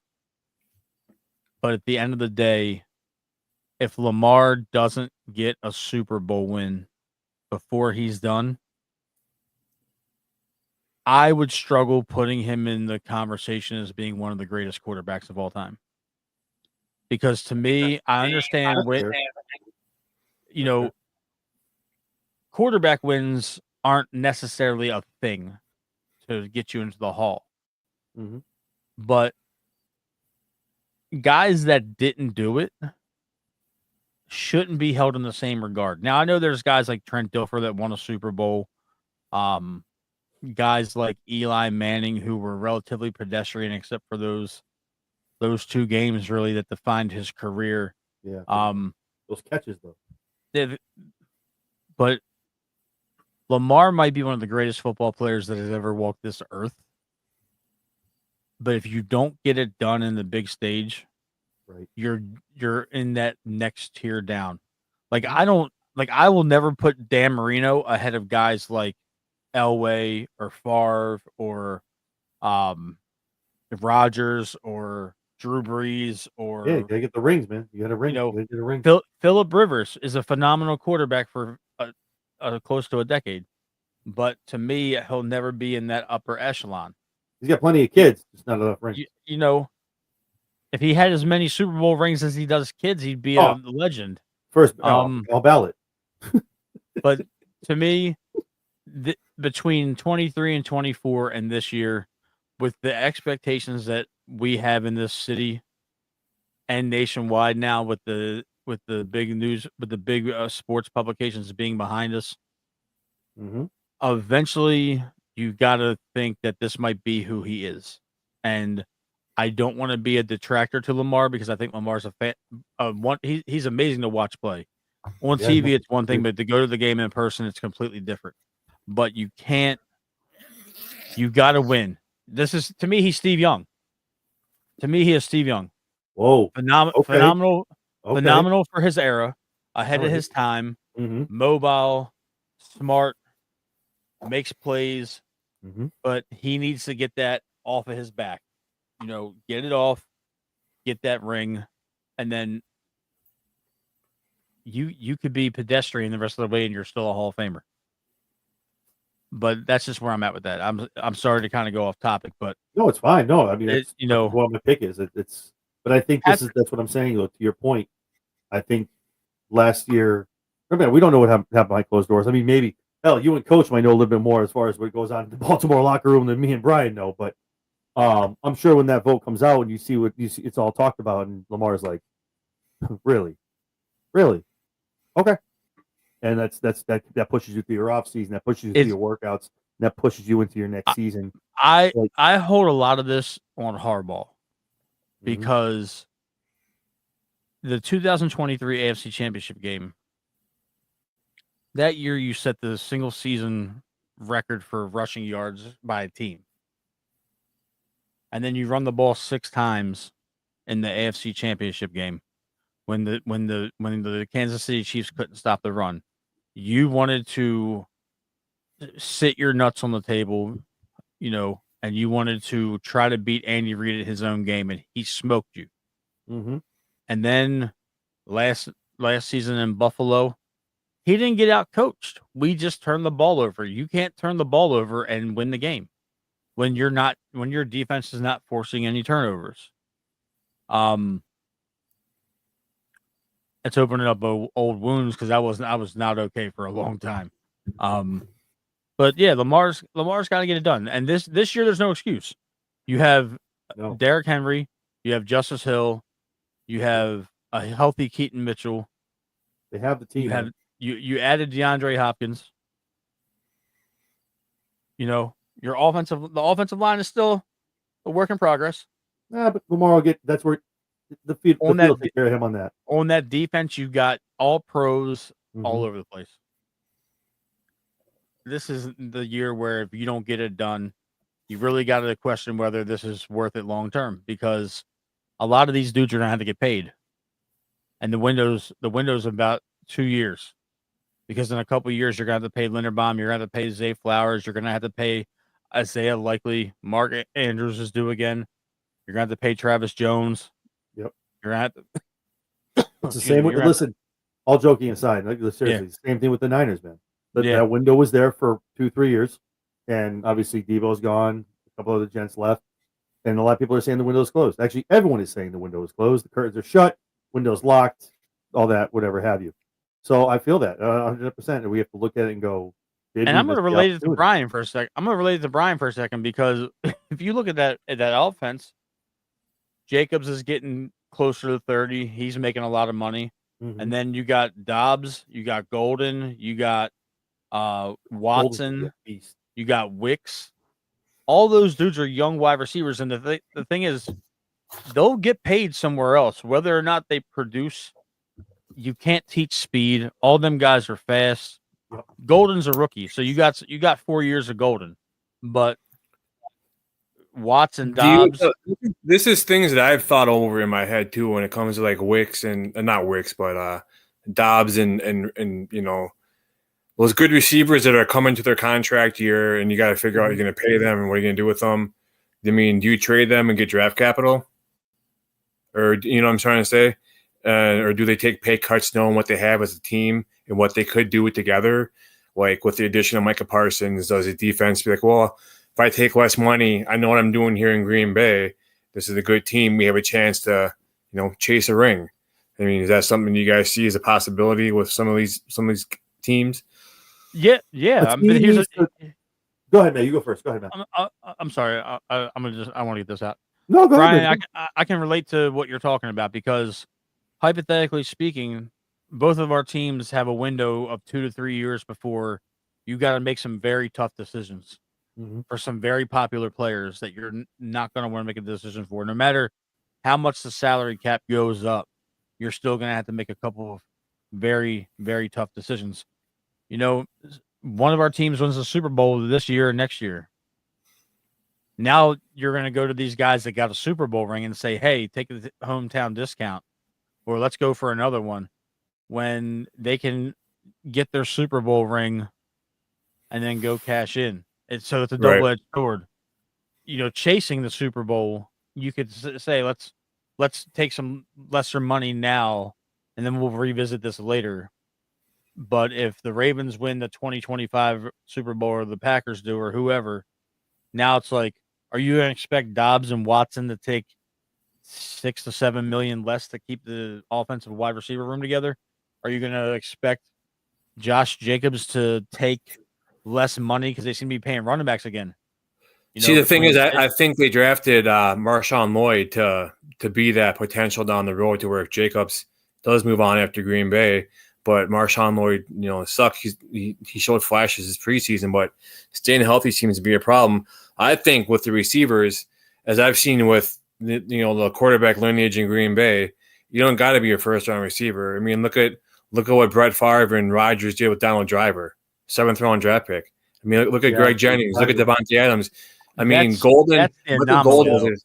I mean, if you have a good quarterback, you can have a mediocre receiver and make him good. Look at Greg Jennings. Greg Jennings, streamed his way out of Green Bay and disappeared. He was bashing Aaron Rodgers. He wouldn't even call him by name. He's calling him number 12, calling him 12. Well, listen here, Greg. You are who you are because of Aaron Rodgers. Don't forget that. Yeah, Minnesota, then Miami, then boom, you're gone. Yeah, it's fair. I'm not saying what you're saying is a fair assessment. I'm just I see what you're saying too. I mean, they can make their money elsewhere too. I mean, they got themselves to look after. They got their family. They got maybe if they go play in a different state, the income tax. And just there's a lot of things to think about. You got Micah Parsons. I mean, yeah, he's making big money, but when you take taxes out, it's still. 30 million is a lot of money per year. He's making like $1.47 per second. That's crazy. Yeah, somebody broke down his contract. He's making like $3 million, actually like $3.9 million a month. Oh, it's crazy, But to answer both your guys' question though, you're never in. I live around here. I'm not a fan of them, obviously, but you're never going to find the blueprint that New England had up here, and whatever Belichick and Brady were doing to take the cuts. Obviously, Brady was taking massive cuts. Until you find people that are going to do that and put that team around here, again, like you said, Baltimore can win this year. Green Bay. I mean, I had both in the Super Bowl. One's going to win. But that's where you have the coach, the quarterback, whoever come down and be like, listen, you got to buy into this. And Kraft did a great job of doing it. Brady obviously like, look, dude, I'm getting Brady never took cuts, though. Brady got paid shit for how many years? No. What they put into his performance center? That's okay. That's a whole different thing. Like that's a whole other thing on top of that. But here's what I'm gonna say. The money wise, if you go back and look at Tom Brady's contracts, yes, the dollar value might not be what the top of the line quarterback was making at the time. Yeah, I'm not saying he was making shit either. I'm not saying he was getting paid like bottom dollar. If you go back, a lot of his contracts were near full guarantee, to where he wasn't. There wasn't a lot of escalators. There wasn't a lot of performance incentives. He got almost all of his money every single year, as opposed to other guys. So that's fine, though. Yeah, he might not be in the top 5. Was definitely lower than what everyone else was, and it was able to sign other people so they could get the money. So when they go, no, I want X amount for winning 2 Super Bowls. For the salary cap purposes, but make no mistake about it. Brady's money was almost fully guaranteed before they ever talked about that kind of stuff. So the guarantee I'm always going to be. I'm not saying that. I'm saying he would take the less amount. Yes, that makes 100%. That makes my point. Yeah, he's going in. Yeah, I'll take a cut, but it's all going to be guaranteed. And you're like, yeah, that's fine. You get your whole contract. But we're going to take that money over here, XYZ, give it to so and so. We're bringing the team back. We're going to run it back. Go. Side note: seeing Bill get smoked by TCU the other night was wild. It started nice. It I was like, oh. They looked like a dominant team for about a quarter and a half, and then I was like, "Damn, Bill!" Oh, damn. Did you guys see that screenshot of the score when it was 41-7, and the meme where it said that when Bill was 41, his wife was 7 years old. That's The internet is And that undefeated, chick was bro. down on the sideline. What is she even doing on the sideline? I'll never This understand. is not to get off topic and get into this is a one and done for him. I mean, he's got to make some serious headway in the next 9 games. But dude, he's running the whole thing with everything with her, everything else. Dude, this is a one and done. Dean, if you work there, Dean's got to be looking here, going, the deans and the staff. What are we in this for, guys? How much? $10 million a year? What are we doing for this guy? Why? What are we doing? We're not winning games. The donors, the alumni. Get that better results. Get Michael Jordan to be the head coach. Head ass, bro. Bring MJ in. The kids might respond better with MJ. Yeah. Not gonna lie to you. They might respond a little better. You wearing my logo. Play like it. That's dude. Be like me. Just do it. Yes, sir. Yes, MJ. Yes. But no, I agree. It takes a certain kind of mentality on a team to kind of buy into it. When you win the ring, like both of you said, and the points are very valid. It's okay, great. My contract's up. Look, I got 2 rings here. What are you paying me? And you're like, oh well, we're kind of looking to do it. Okay, bud. Yeah, thanks. I'll call you. And they're gonna head somewhere else. I get that. Right. Or you're getting traded. Yeah. Yeah, but like you said too, the capital, you got to look at it where the GM wakes up and he goes, capital here, I could get XYZ. And they're always getting phone calls. Always getting phone calls. There's a text. They're talking at meetings. Well, there's a couple of draft picks. I want to really do some business. We could talk about it. That kind of stuff going on too. So you never know what's going on. But I can agree. The window may be shut in San Francisco. We'll see what happens this year. But for both of your guys' teams and your organizations, the window is definitely open for at least 2 to 3, probably more so for Green Bay, only because with Love, there are tough decisions to make on the offense and defense. With Baltimore, I can tell you with Lamar, like to your point, Matt, like if he gets all the way to the championship again this year or dare I say the Super Bowl and kind of donkeys it up, it's a bad performance. You got to look at that and go, what are we doing moving forward? So, but I got both of your teams in the Super Bowl, and this isn't because you're on here. This is like literally, I looked at my wife, and I was like, did you? She's like, aren't those guys yeah, that's the same people. But it just works out the way it works out when you look at the strength and what they can do and what those teams bring to the other teams. Both make sense. And to say the Packers beat the Niners in the playoffs sucks for me to say it. But thanks, Brian. But yeah, it's great. So no, but seriously though, I think it's going to be an awesome season. But I got some real faith in Lamar. I think he's got a chip on his shoulder. I think he's got a lot to prove. And I think he's going to get it done. So I'm excited to see what happens, how it all plays out over the next 6 months. So I'm excited for it. But yeah. So before we get out of here, I mean, just some final takeaways. I mean, not just about your teams in general, but the NFL season, what you're looking forward to, and yeah, what is one? Give me I'll start with you, Matt. Give me one team you think is most overrated, and give me your most underrated team. Buffalo. I'm guessing overrated. Got it. Okay, underrated.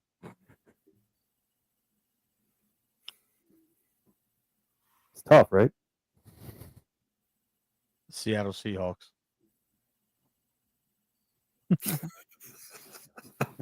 See, we were definitely friends up until that. That's messed up, man. Brian, you're most overrated, most underrated. My most overrated team is going to be the neighbors down south, Chicago Bears. Before the games last year, we won 12 in a row. We won one game on a blocked field goal. They beat us with not our starters playing the game. Mm-hmm. You look at the last 30, 35 years. I mean, do I dare go into the stats that Favre and Rodgers had against the Bears in the last 35 years, 30 years? It's Rodgers saying, "I'm your daddy." It's just mind blowing, right? And just want to thank the Bears fans for keeping the VCR companies in business for VHS tapes. And I think the most underrated team is going to be I think is going to be Justin Fields in the Jets. Okay. I was on the train last year where it's like, I was thinking the same thing you guys are thinking. Why not keep Justin Fields, draft Marvin Harrison Jr., and have something special? Both Ohio State boys look good in college together, and they just go blow everything up. It's like, well, then I'm like, well, he's going to be a starter in Pittsburgh. Well, then he ended up starting over Russell Wilson in Pittsburgh and then ended up going to New York. So I hope he does good in New York. Just fire it back at the Bears and be like, hey, there you go, buddy. Nah, man, I got Fields. Like I said, I haven't taken up the basement in the AFC East against it's the AFC East, but for that division. But I think the big things to come for Justin, man. I think he's very underrated as a quarterback, and I can see some big things coming from him and the Jets. So the Jets need something, man, because man, every year people get pumped, and it's like, nope, nah, sorry, not this year. Try again next year, maybe. We'll see what happens. Awesome, gents. Well, I appreciate both of you taking some time coming out here talking about everything coming up for the season. I'm excited. I know both of you are excited for our teams and just the season in general. I think it's going to be a great, great season NFL-wise. Action is going to be great. A lot of good teams, a lot of great players to watch. Before we get out of here, I'll start with Brian. Where can we find you on the socials? We're not finding you on here talking about football. You can, so pretty much I'm on probably Twitter X the most. If you go to CheezeTalk _pod, cheese is spelled with a Z. And if you go there and you find me, my link tree is in my profile. Click on my link tree. The rest of my socials, I'm on YouTube, Facebook, TikTok, Instagram. Find me there. Beautiful. Easy peasy. It's nice to have the link tree. Literally just come here, click on that. You can find me everywhere. It's all good. Awesome. All right, Matt, where can everyone find you when you're not talking anything Ravens on our channel, where we can find you? You can find me on the Weebly Purple podcast on YouTube, on X at mtrig89. I'm on Instagram. I'm sorry, X is mtrig WBP. Instagram is mtrig89. If you follow my X, you can see me trolling Bills fans and everything like that for the next week or so. If we win on Sunday night, I'm going to be insufferable, so you might want to tune in. I'm probably going to get blocked. I might get shadow banned, but it's cool. But find me on my YouTube for the Ravens with the Daniel Wilcox, retired Ravens tight end from the mid-2000s. It's my guy. We've been doing a show for just about a year now together every day. Every week. And for baseball, if anybody watching is a baseball fan, myself and my really good friend Tim Malarkey, we do foul ball talk for the Orioles, and I put myself through misery talking about my baseball team. Go Brewers. Go Sox. I'll have you know too, Matt. The Bills are favored in the matchup this upcoming week. I have the Ravens in my underdog parlay, so let's have them pull that out. I hope I don't like this gambling shit, man. No, I don't do spreads. I gamble though. I do straight up, bro. I just do straight up win losses. I don't do spreads and point. I don't do all that. I do win and losses. And right now the Bills are favored by 2.5, and I'm like, that's cute. Ravens are going to win. The only redeeming quality about Josh Allen is his wife. Jesus. That's it. I just want to make it clear, I don't hate everything about Chicago. I like their skyline, their pizza, and some of their Twitter users. But their sports is good. If you got to use a fork and knife, though. Chicago pizza? What? Is it really pizza if you got to use a fork and knife to eat it? That's the fork, that's the Troy pizza. Knife. That's the Troy. Yeah. So you're a Neanderthal. It's cool though, Brian. I am too. I'm Italian. It's fine. Same thing. I'm married into an Italian family. I understand. I understand. Well, all three of us can agree on that then. To end things out. Awesome. I like that. Awesome. Well, I'm sure we will get together. We'll probably do a mid-season review. Obviously, we'll do something to catch everything up and when the regular season ends, going into the playoffs. And I'm sure we'll do other stuff as the season goes on. So thank you, gents. I appreciate it. And we'll be all talking soon. So everyone enjoy tomorrow night kicking off, and then obviously this upcoming Sunday. Did you guys see that Red Zone's no longer commercial free? I'm not watching it. Well, I have Sunday ticket for the first time this year because I'm off Sundays now. Running this restaurant. When ESPN started being more political than sports, I got rid of that channel off my cable package. Okay. So, I get my Packers at local Packer network, so I'm good. That's the Ravens play on ABC every time they're on Monday Night Football. Yep. so yeah, Fox Channel 2 for me. That's all I need. The shitty thing for me, the shitty thing for you guys are in your areas. I'm not, so I have to get something to watch them. Why don't you just get the NFL ticket or whatever it is? That's what I just said. So I have Sunday ticket. So I just got that this year, so I'm pretty pumped. So unless it's on Fox, it's blocked out, but now I get to watch So them you all get to year now. watch in Misery every week now, and you're paying for it. I'm gonna be up in your texts all week. That's fine. Man, oh man, I know I'm gonna get voice messages and shit like that. Oh no. You know what you got bringing me on this show. You know I'm always good for something. I was gonna be nice if they lost to the Bills. I was just start posting shit. All right, let's go, man. Let down. Do it. I don't look. But I can't because I got them winning the Super Bowl. I can't. I want them to win. Damn it. Look, That's my... I've had inmates talking shit to me all week about the Ravens losing on Sunday night. When the Ravens beat Buffalo on Sunday Night Football, I'm making sure I'm closing all their cell slots. I'm making sure there's no dude. That's such an awesome job. no fucking fans blowing. You're gonna feel this heat. Baltimore. Damn. Feel the heat. Yeah. Straight. Nothing but love, man. This is gonna be awesome. I'm pumped for this season. But all three of us will get back together at some point. So for Matt, for Brian, I'm John Anthony. We'll catch all of you guys. Well, hopefully sometime probably around the mid-season mark, but probably before that. So everyone enjoy tomorrow night and enjoy Sunday's football. Go Paco.